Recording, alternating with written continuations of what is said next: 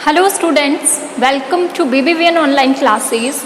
In our previous video session, we have completed reading the chapter that was noun and grammar portion का जो second topic है जो हम आज पढ़ेंगे that is pronoun. So pronouns जो हैं वो होते क्या हैं? दो वर्ड से मिलकर बना है pro and noun. First thing clear करी है हमने noun that are called naming words, यानी कि जितने भी नेमिंग वर्ड्स हैं उन्हें हम क्या कहते हैं?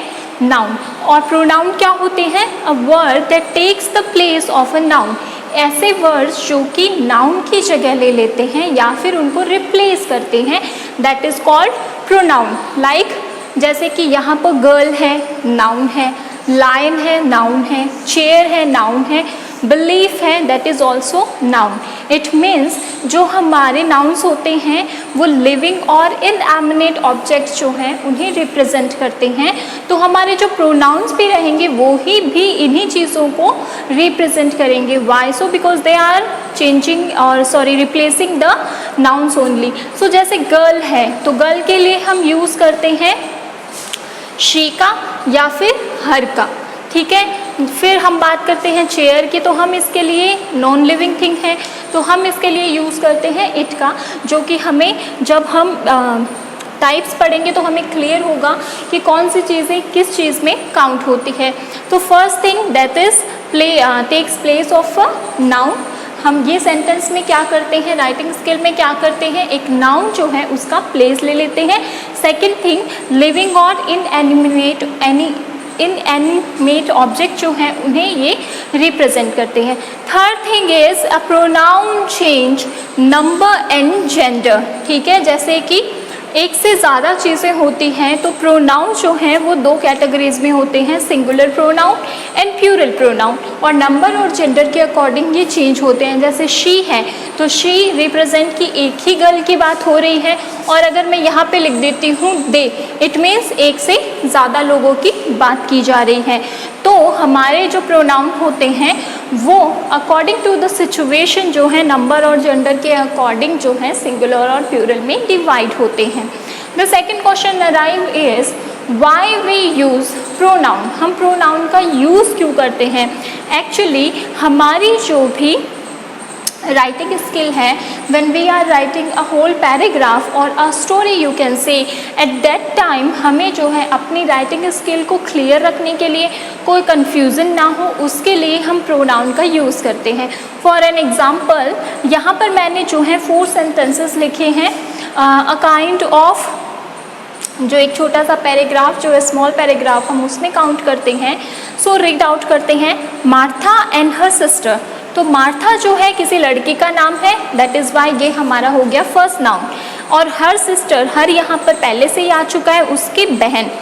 आर ट्रैवलिंग टू, मार्था फिर से आ गया noun.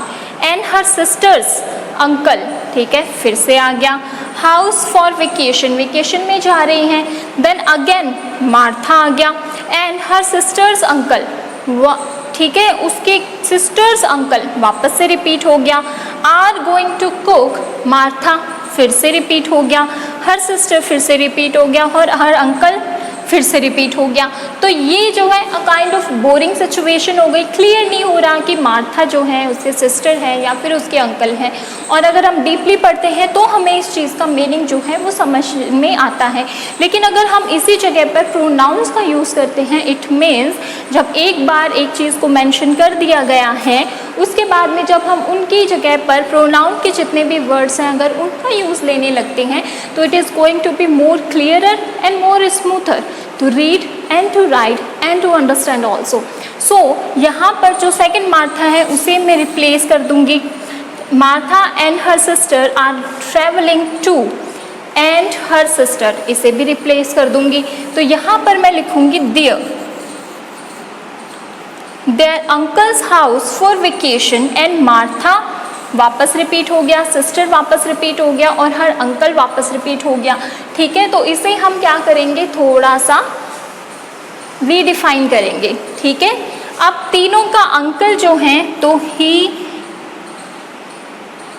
Her uncle is going to cook, Martha her sister and her uncles, यानी कि 3 लोगों की बात हो गई, प्लूरल की बात हो गई तो देयर।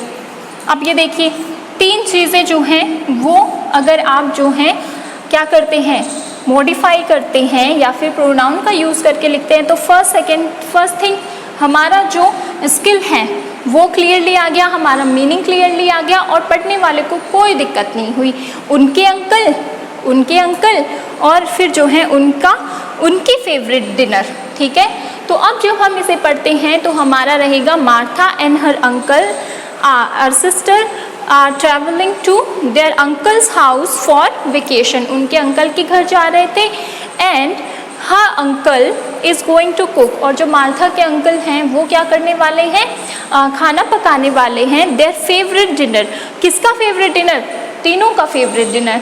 सो जो प्रोनाउंस होते हैं वो हमारी राइटिंग स्किल को क्लियर करते हैं, इजी बनाते हैं और मीनिंग जो है वो हमारे सामने क्लियर वे में रखते हैं।